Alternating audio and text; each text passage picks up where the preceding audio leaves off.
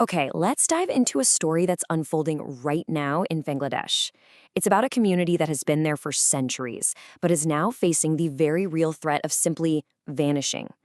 We're going to break down the data and the reports to really understand the persecution of the country's Hindu minority and what it all means for their future. So, to really grasp the scale of this crisis, we've got to start with one single shocking data point. It really sets the stage for everything else we're going to talk about.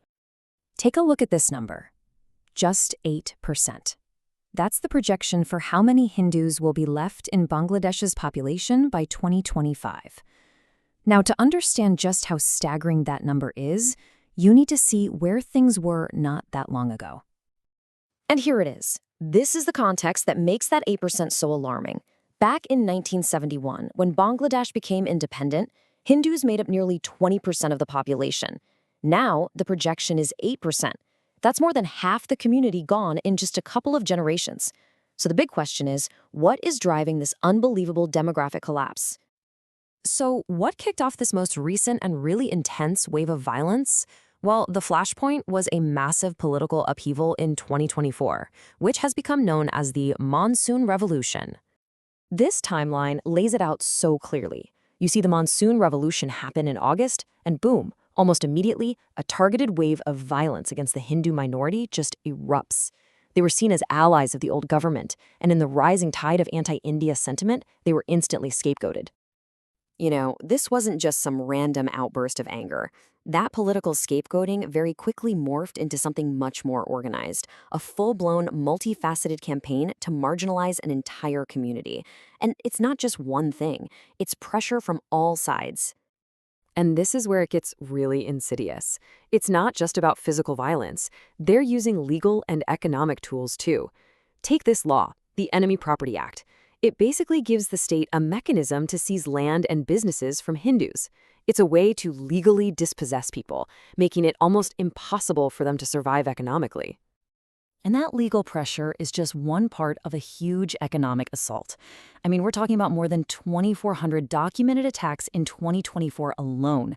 People's homes, their shops, their farms looted, and when they turn to the courts for help, nothing. This isn't random. It's a calculated strategy to push entire families to the absolute brink. But it's not just about money and property. It goes much, much deeper than that. This is a deliberate attack on a community's entire identity. Their culture, their religion. You could say their very soul. Think about this number for a second. Over 200. That's how many Hindu temples have been desecrated or flat out vandalized just since August 2024. These places are the heart of their communities, their spiritual centers. Destroying them sends a powerful and terrifying message. You don't belong here. And then there's this. It's just horrific. Young girls, some of them only 12 years old, are being abducted, assaulted, and forced into converting and marrying. This isn't just random cruelty, it's a tactic. It's a direct attack on the future of the community designed to spread a deep and lasting terror. So why does this keep happening? Well, Amnesty International really hits the nail on the head here. They talk about a culture of impunity. That is such a powerful phrase. It means the people doing these horrible things feel untouchable, like they can act without any fear of consequences, because law enforcement is either helping them or just not there at all. And that culture of impunity leads us right to the next big question. What is the state actually doing about all this?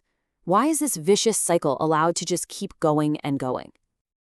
Well, what we have here is a classic case of what they say versus what actually happens.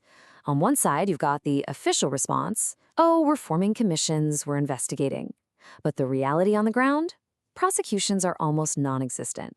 The government dismisses concerns from other countries as interference, but reports show that when these attacks happen, the police are often nowhere to be found. And Human Rights Watch really puts it in stark terms. This isn't a problem you can fix with a few small tweaks. They're basically saying that without a complete, top-to-bottom overhaul of the security and justice systems, this devastating cycle of violence and economic ruin is just going to continue. So you put all of this together. The violence, the economic pressure, the lack of protection. Where does this road lead? Well, the trajectory, frankly, is devastating. It really all comes down to this. When you combine the plummeting population, the economic destruction, and the attacks on culture and religion, You're looking at a path that points toward the very real possibility of a vibrant, centuries old heritage being completely erased from the fabric of Bangladesh. And so that leaves us with this one last, really vital question to think about. This isn't just about statistics on a chart. It's about what we all lose when a piece of our shared human heritage is threatened with being wiped out. It's a question that echoes far, far beyond the borders of any one nation.